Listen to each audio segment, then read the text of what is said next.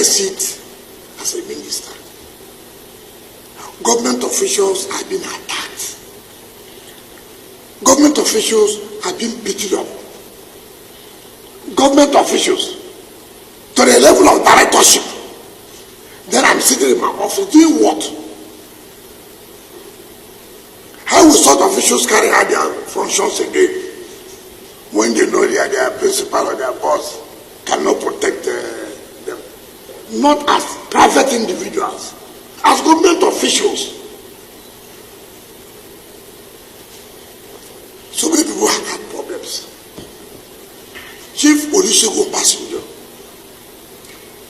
a general, former head of state, former president, he will call me on phone.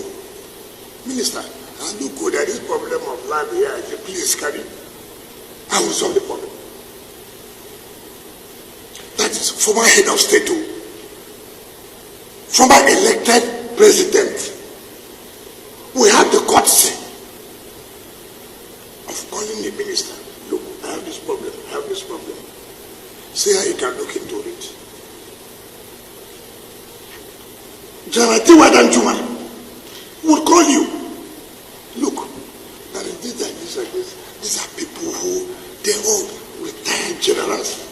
These are people with constant discipline. They didn't bother because they were former chief of minister.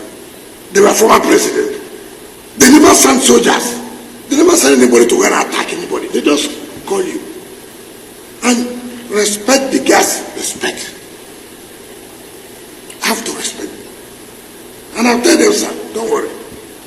I will sort out the problem. And I will do. I won't even talk about other people who are highly placed. They will come to you. Mr. Minister, maybe we didn't know of this. If we knew, we would have done it like this.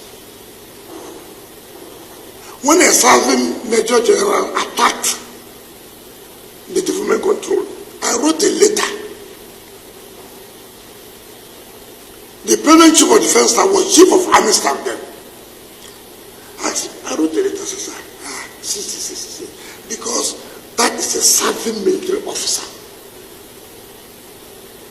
That if anything goes wrong, he's still under the authority, under the control of the military.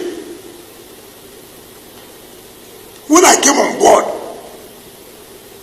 before them, President Jonathan had awarded a contract to develop another city, which was close to the military, but awarded a contract, not me. A Federal Council presided over by the CNC awarded.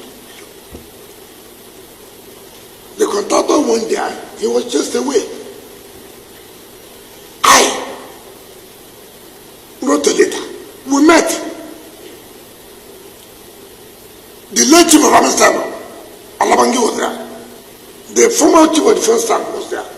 These same ministers of defense, they were all there. We all met. I said, look, it is not good, this government and government. I mean, it's not, let's see how we can resolve this matter. I never one day, I respect institutions. And I know what it takes. Even as a governor, nobody, no governor will say that they supported the military that more than me. So I know. But how do you see a private individual knowing fully well that you are against the law? It is not military versus government. No. If it was military, I would have written to them that, look, military, why are you doing this? This is a private individual. Land was not allocated to him.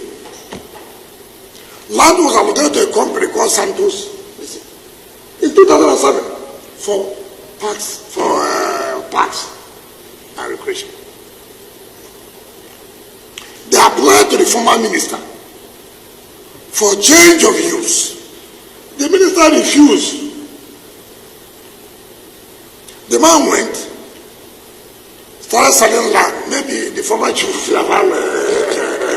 staff fell into their scam, sold. This government property is not your property. If government officials came to say, look, what are you doing here now? This is not, government has sat under the ministerial committee and taken back every land under parks and even under secretariat, because we felt that there are a lot of dealings, suits, litigations. We said, no, we won't continue with that. You send this to start beating government officials. Not private, but government officials, beating them. Senior government officials, you were beaten.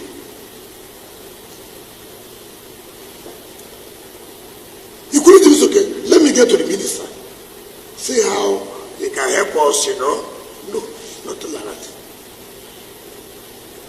Simply because you had a relationship with the military. And government cannot enforce laws because you are attached or you had a relationship with a particular institution, or you come from a particular place.